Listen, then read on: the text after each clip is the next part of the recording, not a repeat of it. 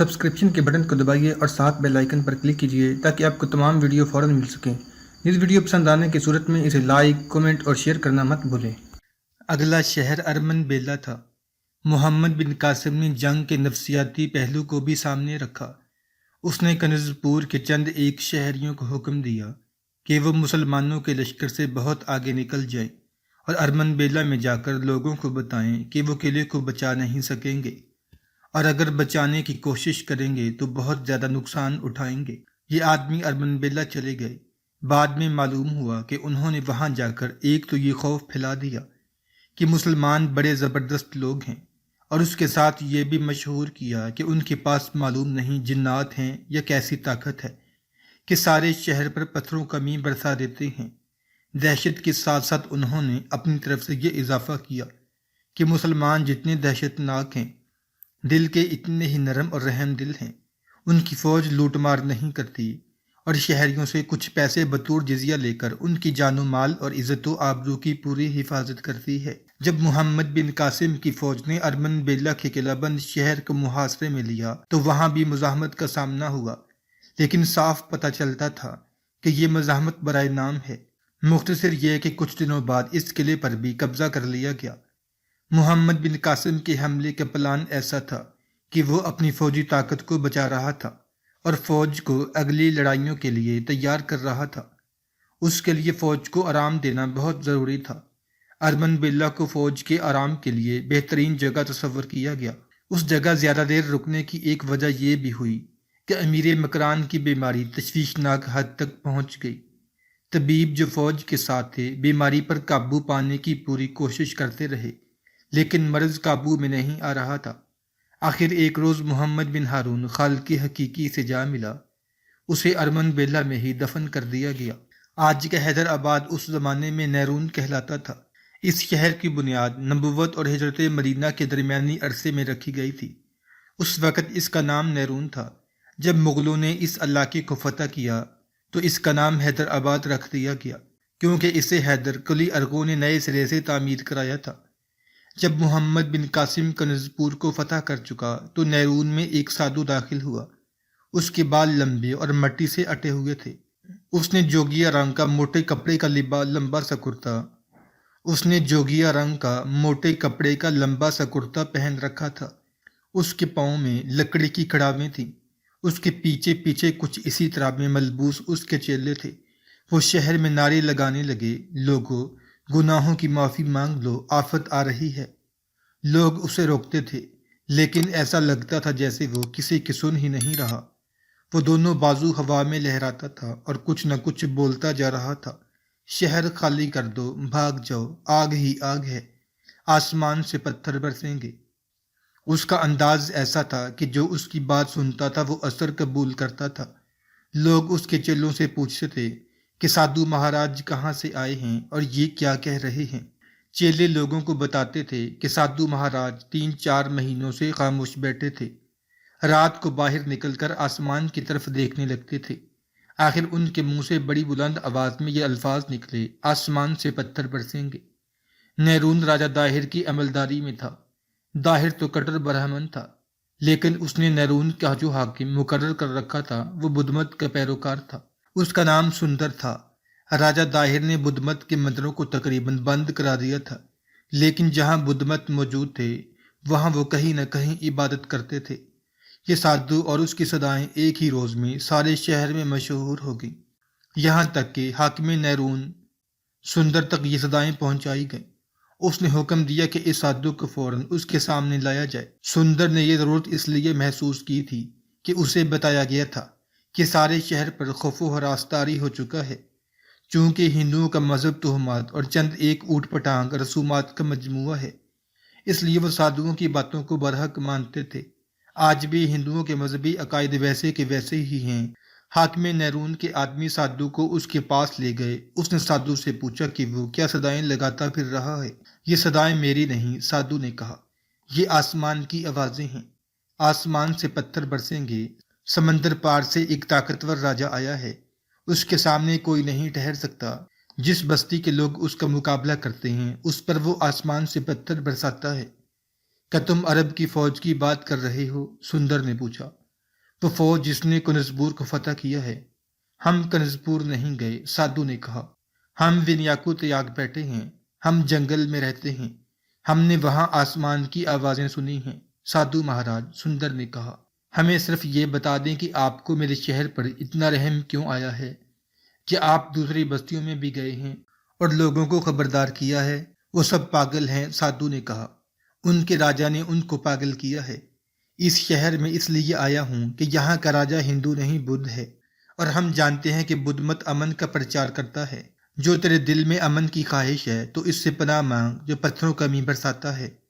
ہماری بات نہیں مانے گا تو خود بھی تباہ ہوگا اور اس شہر کی مخلوق کو بھی تباہ کرائے گا۔ تیری اپنی بیٹیاں دوسروں کے قبضے میں چلی جائیں گی۔ اس شہر میں کوئی جوان عورت نہیں رہے گی، لوٹ مار ہوگی، خون بہے گا، آگ لگے گی۔ نیکی کر اور اس مخلوق کو بچا دے۔ یہ صحیح ہے کہ بدھ مت امن اور شانتی چاہتا ہے۔ دنیا کا یہ واحد مذہب ہے جس کی تاریخ میں کسی لڑائی کا ذکر نہیں ملتا۔ اس وقت جب نیرون راجا داہر جیسے کٹر برہمن کی عملداری میں تھا، بدھ مت کے پیروکار بھی کٹر تھے، اور وہ راجا داہر سے نالاں بھی تھے کہ وہ بدھ مت کی جڑیں کھوکھلی کر رہا ہے اور بدھوں پر بے پناہ تشدد کرتا ہے۔ اس کے ساتھ اس سادھو کی صدائیں شامل ہو گئیں، اور پھر یوں ہوا کہ جب یہ سادھو اپنے چیلوں کے ساتھ وہاں سے چلا گیا تو 3-4 شتر سوار شہر میں داخل ہوئے۔ وہ بڑی خستہ حالت میں تھے، بات کرتے اور کانپتے تھے۔ انہوں نے کہیں بیٹھ کر لوگوں کو سنایا کہ وہ کنزپور سے بھاگ کر آئے ہیں۔ انہوں نے مسلمانوں کے حملے کا ذکر ایسے بھیانک طریقے سے کیا کہ سننے والوں پر خوف طاری ہو گیا۔ انہوں نے کہا کہ مسلمانوں کی فوج کا سیلاب اس طرف آ رہا ہے، اور جب وہ آتے ہیں تو بستیوں پر بڑے بڑے پتھر گرتے ہیں۔ ان کی سنائی ہوئی یہ خوفناک باتیں جنگل کی آگ کی طرح سارے شہر میں پھیل گئی اور حاکم نیرون کے کانوں تک جا پہنچی۔ نیرون میں راجا داہر کے احکام پہنچ چکے تھے کہ مسلمانوں کی فوج مکران میں اتر آئی ہے، اور اب وہ پہلے والی فوج نہیں بلکہ یہ بڑی طاقتور فوج ہے۔ جب محمد بن قاسم نے کنزپور فتح کر لیا تو راجا داہر نے پھر اپنے راج کے تمام قلعوں کو اطلاع بھیجی کہ مسلمانوں نے کنزپور فتح کر لیا ہے۔ راجا نے سب کو یہ پیغام بھی بھیجا کہ مسلمانوں کے پاس ایسا انتظام ہے کہ وہ قلعوں کے اندر بڑے بڑے پتھر پھینک سکتے ہیں۔ داہر نے اپنے پیغام میں کہا تھا کہ ان پتھروں سے ڈرنے کی ضرورت نہیں۔ حاکم نیرون کے لیے یہ پتھر عجیب چیز تھی۔ اس کے علاوہ وہ بدھ تھا۔ اس نے جب اپنے شہر کی آبادی کو دیکھا ہوگا تو یقیناً اس کے دل میں آئی ہوگی کہ ان بے گناہوں کو مروانا کتنا بڑا پاپ ہے۔ محمد بن قاسم ارمن بیلا میں اپنی فوج کو دیبل پر حملے کے لیے تیار کر رہا تھا۔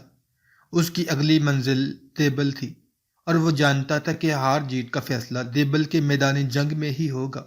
فوج آرام بھی کر رہی تھی، اور اس کے ساتھ ہی محمد بن قاسم اسے قلعہ شکنے کی ٹریننگ بھی دے رہا تھا، اور فوج کو خطبے کی صورت میں یہ بتاتا تھا کہ اس جنگ کا مقصد ملک گیری نہیں۔ انہی دنوں اسے اطلاع دی گئی کہ 2 اجنبی ہندو اس سے ملنا چاہتے ہیں۔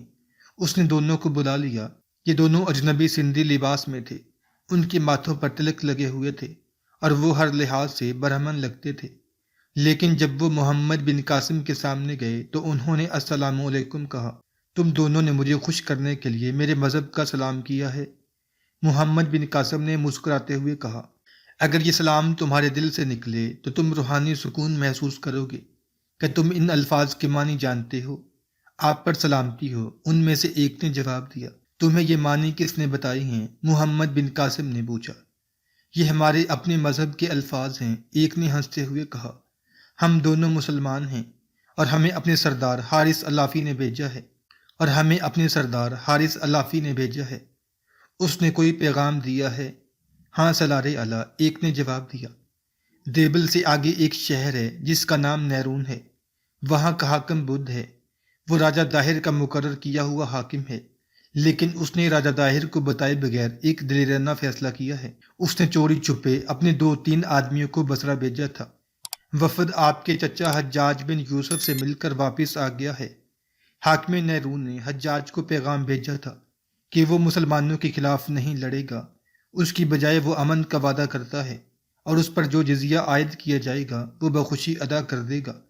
حجاج نے امن کا یہ معاہدہ قبول کر لیا ہے، لیکن ہمیں یہ معلوم نہیں ہو سکا کہ جزیہ کتنا مقرر ہوا ہے۔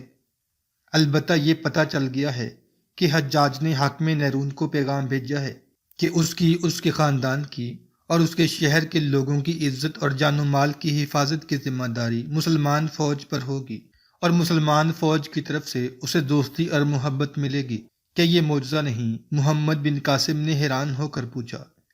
یقین نہیں آتا کہ راجہ کے حاکم نے اپنے آپ ہی ایک شہر حملہ آوروں کی پہنچنے سے پہلے ہی ان کے حوالے کر دیا ہو۔ مجھے یہ خبر غلط معلوم ہوتی ہے۔ حارث علافی کے دل میں کچھ اور تو نہیں سالار اعلیٰ، ان دونوں میں سے ایک نے کہا۔ اسے آپ معجزہ نہ سمجھیں، یہ ہم دونوں کا کارنامہ ہے۔ میں سادھو بن کر نیرون گیا تھا اور وہاں کے لوگوں پر خوف طاری کر دیا تھا۔ میرا یہ دوست میرے ساتھ تھا، 2 اور آدمی بھی میرے ساتھ تھے، یہ میرے چیلوں کے بھیس میں تھے۔ یہاں کے لوگ وہمی ہیں، آفات سے بہت ڈرتے ہیں۔ ہم نے نیرون میں اتنا خوف و ہراس طاری کر دیا تھا کہ حاکم شہر نے مجھے بلایا، میں نے اس پر بھی خوف و ہراس طاری کر دیا، لیکن ایسی ضرورت نہیں تھی کیونکہ بدھ مت کا پیروکار ہے، اور بدھ لڑنا تو دور کی بات ہے، ہتھیار کو ہاتھ لگانا بھی گناہ سمجھتے ہیں۔ کہ تم یہ کارنامہ دوسرے شہروں میں بھی کر سکتے ہو؟ محمد بن قاسم نے پوچھا۔ نہیں سالار اعلیٰ، محمد بن قاسم کو جواب ملا، باقی تمام شہروں کے حاکم ہندو ہیں اور کہیں نہ کہیں پکڑے جانے کا خطرہ بھی ہے، پھر بھی ہم اس کوشش میں ہیں کہ آپ کے لیے راستہ صاف کرتے رہیں۔ لیکن ہمارے سردار حارث علافی نے کہا ہے کہ اسی پر بھروسہ نہ کرنا، کہیں ایسا نہ ہو کہ لڑنے کی اہلیت اور جذبے میں کمی آ جائے۔ میری اگلی منزل دیبل ہے، محمد بن قاسم نے کہا۔ وہاں کیا ہے؟ کتنی فوج ہے؟ مزاحمت کیسی ہوگی؟ مجھے ان سوالوں کے جواب کون دے گا؟ تم خود لڑنے والے ہو، تم جانتے ہو کہ محاصرے کی کامیابی کے لیے کن چیزوں کی ضرورت ہوتی ہے۔ آپ کو ان سوالوں کے جواب دینے کی پوری کوشش کریں گے، ان میں سے ایک نے کہا۔ لیکن ہمارا کام مشکل ہو گیا ہے۔ 2 قلعے ہاتھ سے نکل جانے سے راجہ داہر دیبل کے دفاع کو مضبوط کر رہا ہے۔ کسی اجنبی کو شہر کے اندر جانے اور باہر آنے سے روکا جاتا اور اسے ٹھونک بجا کر دیکھا جاتا ہے۔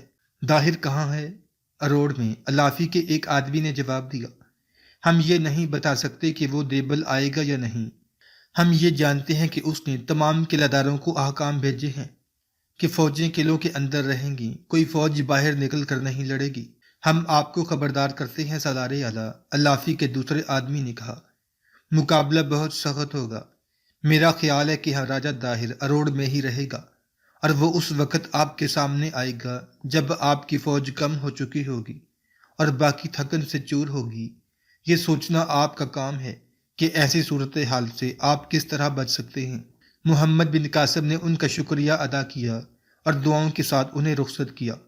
اسے یہ اطمینان ہو گیا کہ یہ باغی عرب اس کے ساتھ ہیں اور ان کی طرف سے اسے کوئی خطرہ نہیں۔ پہلے بتایا جا چکا ہے کہ سندھ سے بصرہ تک تھوڑے تھوڑے فاصلے پر چوکیاں بنا دی گئی تھیں جن میں تیز رفتار اونٹ اور بڑی اچھی نسل کے گھوڑے رکھے گئے تھے۔ قاصد جو آتے جاتے تھے وہ ان چوکیوں سے گھوڑے اور اونٹ تبدیل کرتے تھے۔ ہر چوکی سے تازہ دم گھوڑا یا اونٹ مل جاتا تھا۔ اس طرح سندھ اور بصرہ کے درمیان پیغام رسانی میں صرف 1 ہفتہ لگتا تھا۔ محمد بن قاسم اپنی کامیابی کی اطلاعیں پوری تفصیل سے حجاج کو بھیج رہا تھا۔ ایک روز اسے بصرہ سے حجاج کا پیغام ملا جس میں حجاج نے پہلی بات یہ لکھی تھی کہ دیبل سے آگے نیرون ایک شہر ہے، اس کے حاکم نے ہم سے امان مانگی اور جزیہ کی ادائیگی قبول کی ہے اور ہم نے انہیں امان دے دی ہے۔ حجاج نے محمد بن قاسم کو جو ہدایات لکھیں ان کا متن مورخوں نے اس طرح لکھا ہے: اور جب تم سندھ میں داخل ہو جاؤ تو اپنی خیمہ گاہوں کے تحفظ کا انتظام کرو۔ جوں جوں دیبل کے قریب ہوتے جاؤ احتیاط میں سخت ہوتے جاؤ۔ جہاں خیمہ زن ہوتے ہو وہاں ارد گرد خندق کھودو۔ رات کو بیدار اور چوکس رہو، زیادہ وقت جاگو، نیند کم کر دو۔ فوج کے جو مجاہد قرآن پڑھ سکتے ہیں وہ تلاوت قرآن کرتے رہیں، جو نہیں پڑھ سکتے وہ رات دعا اور عبادت میں گزاریں، اور تم اور تمہارے مجاہد ذکر الہی ہر وقت زبان پر جاری رکھیں۔ اللہ تبارک و تعالیٰ سے فتح و کامرانی مانگتے رہو، عجز و انکسار سے، اور اللہ سے فتح کی امید رکھو۔ کبھی کبھی لا حول ولا قوت الا باللہ العلی العظیم کا ورد کرو اور اللہ تعالیٰ سے مدد مانگو۔ اور جب تم دیبل کے قریب پہنچ جاؤ تو رک جاؤ اور پڑاؤ کے ارد گرد 12 گز چوڑی اور 6 گز گہری خندق کھودو۔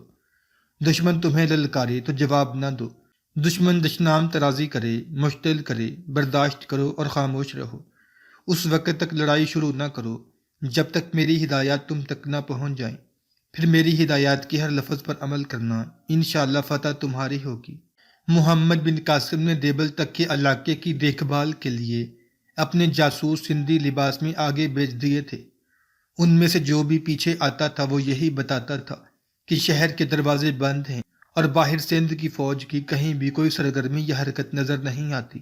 ان رپورٹوں سے یہ ظاہر ہوتا تھا کہ داہر میدان میں لڑنے سے گریز کر رہا ہے۔ اس دوران ان عربوں کی بستی میں ایک واقعہ ہو گیا جنہیں راجہ داہر نے پناہ دے رکھی تھی اور جن کا سردار حارث الافی تھا۔ ان کی بستی مکران اور سندھ کی سرحد پر تھی۔ محمد بن قاسم نے مفتوحہ علاقے میں جو چوکیاں قائم کی تھیں ان میں ایک چوکی اس بستی کے قریب تھی۔ ہر چوکی کے 4 گھڑ سوار یا شتر سوار اپنے اپنے علاقے میں گشت پر نکلا کرتے تھے۔ یہ چوکی جو باغی عربوں کی بستی کے قریب تھی ایسی جگہ بنائی گئی تھی جہاں کچھ سبزہ تھا اور اس سبزے میں گرا ہوا ایک چشمہ تھا۔ اس علاقے میں بھربری سی چٹانیں بھی تھیں۔ کبھی کبھی باغی عربوں کی عورتیں گھومنے پھرنے کے لیے ادھر آ نکلتی تھیں، لیکن یہ جگہ بستی کے اتنی قریب بھی نہیں تھی کہ وہاں عورتوں کا میلہ سا لگا رہتا۔ کبھی کبھار 2-4 جوان لڑکیاں وہاں چلی جایا کرتی تھیں۔ ایک روز بستی کی 3-4 جوان اور شادی شدہ لڑکیاں اس جگہ گئیں۔ کچھ دیر بعد ان میں سے 2 لڑکیاں چیختی چلاتی گھبراہٹ کے آلے میں دوڑتی واپس آئیں۔ تیسری لڑکی ان کے ساتھ نہیں تھی۔ بستی کے سب لوگ باہر نکل آئے۔ ان لڑکیوں نے بتایا کہ وہ چشمے کے قریب پہنچی تو عرب سے آئی ہوئی فوج کے 4 آدمی جو گھوڑوں پر سوار تھے وہاں آ گئے۔ لڑکیوں کے قریب آ کر چاروں گھوڑوں سے اترے اور لڑکیوں پر جھپٹ پڑے۔ یہ 2 لڑکیاں بھاگ نکلنے میں کامیاب ہو گئیں، لیکن انہوں نے تیسری لڑکی کو پکڑ لیا۔ اتنا سننا تھا کہ ان 3 لڑکیوں کے خاوند اور کئی اور آدمی تلواریں اور برچیاں لیے چشمے کی طرف دوڑ پڑے۔ تیسری لڑکی اس حالت میں واپس آتی ہوئی دکھائی دی کہ وہ قدم گھسیٹ رہی تھی۔ اس کے کپڑے پھٹے ہوئے تھے، سر پر اوڑھنی نہیں تھی، بال بکھرے ہوئے تھے اور وہ روتی ہوئی چلی آ رہی تھی۔ اس کے خاوند نے دوڑ کر اسے سہارا دیا تو وہ خاوند کے بازوؤں میں گر پڑی۔ اس سے یہ پوچھنے کی ضرورت نہیں تھی کہ اس کے ساتھ کیا واقعہ پیش آیا ہے، وہ بے ہوش ہو چکی تھی۔ جو آدمی وہاں پہنچے تھے ان کی یہ حالت ہو گئی تھی جیسے وہ محمد بن قاسم کی ساری فوج کو قتل کر دیں گے۔ یہ ہے وہ فوج جس کی مدد ہمارا سردار حارث الافی کرنا چاہتا ہے۔ خدا کی قسم عرب ایسے تو نہ تھے، یہ سب بنو امیہ کے لوگ ہیں۔ ابھی اس چوکی پر چلو، کسی ایک کو بھی زندہ نہیں چھوڑیں گے۔ چلو ابھی چلو، کتنے آدمی ہوں گے؟ 10-12 ہی تو ہیں، سب کو صاف کر دو۔ ایک طوفان تھا جو ان سب کے سینوں سے اٹھ رہا تھا۔ یہ سب عرب کی پیداوار تھے، اتنے بڑے جرم کو بخشنے کے لیے تیار نہیں تھے۔ ان میں سب قتل کی بات کرتے تھے اور کچھ ایسے بھی تھے جو کہتے تھے کہ ان سب کو اکٹھے کھڑا کر کے سنسار کر دو۔ 2-3 نے یہ سزا تجویز کی کہ انہیں گھوڑوں کے پیچھے باندھ کر اس وقت تک گھوڑے دوڑاتے رہو جب تک کہ ان کی کھالیں اتر نہیں جاتی۔ وہ اس چوکی کی طرف چل ہی پڑے تھے کہ حارث الافی گھوڑا دوڑاتا ہوا پہنچ گیا۔ اس کے ساتھ 3-4 اس کی عمر کے بوڑھے آدمی تھے جو اونٹوں پر سوار تھے۔ الافی کو دیکھ کر سب واہی تباہی بکنے لگے۔ الافی انہیں خاموش کرانے کی ناکام کوشش کر رہا تھا۔ تم ہمارے سردار ہو، اس لڑکی کے خاوند نے بڑے غضبناک لہجے میں کہا۔ تمہارا حکم ماننا ہمارا فرض ہے، لیکن آج ہم تمہارا صرف یہ حکم مانیں گے کہ اس چوکی کے تمام آدمیوں کو قتل کر دیا جائے۔ تم کہتے ہو کہ ہم عرب سے آئی ہوئی فوج کو اپنی فوج سمجھیں، ایک اور آدمی بولا۔ ہم اس فوج کے سالار کو بھی زندہ نہیں چھوڑیں گے۔ خاموش کیوں ہو سردار الافی؟ لڑکی کے خاوند نے چلا کر الافی سے کہا۔ شرمسار مت ہو، کچھ بول اور ہمیں حکم دے۔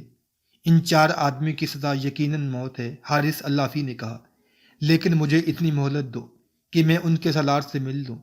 کس سالار کی بات کرتے ہو؟ ایک ادھیڑ عمر عرب نے کہا۔ کیا بھول رہے ہو کہ وہ حجاج کا بھتیجا ہے، اور یہ وہ حجاج ہے جس کی وجہ سے ہم جلا وطن ہوئے ہیں۔ بنو امیہ کی خلافت کی روٹیوں پر زندہ رہنے والا حجاج ہمارا سب سے بڑا دشمن ہے۔ اس کے پالے ہوئے بھتیجے کے ساتھ تم کیا بات کرو گے؟ وہ کہے گا کہ یہ جھوٹا الزام ہے۔ مت بھولو، ہم عرب ہیں، الافی نے کہا۔ ہماری کچھ روایات ہیں، ہمارے کچھ رواج ہیں۔ میں نے محمد بن قاسم کے ساتھ کچھ وعدے کیے ہیں، کچھ وعدے اس نے میرے ساتھ کیے تھے۔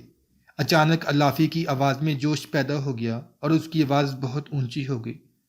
اس نے تلوار نکال کر کہا، اگر حجاج کے بھتیجے نے مجھے یہ کہا کہ میں جھوٹ بول رہا ہوں اور اس کے سپاہیوں نے ہماری لڑکی کے ساتھ کوئی زیادتی نہیں کی، تو اس تلوار پر تم محمد بن قاسم کا خون دیکھو گے، اور میں یہ بھی جانتا ہوں کہ اس کے محافظ میرے جسم کو برچیوں سے چھلنی کر دیں گے۔ مجھے اس کے پاس جانے دو۔ اگر وہ اپنے سپاہیوں کو بچانے کی کوشش کرے گا تو اپنی جان سے ہاتھ دھو بیٹھے گا کہ میں نے جو کہا ہے وہ کر کے دکھاؤں گا۔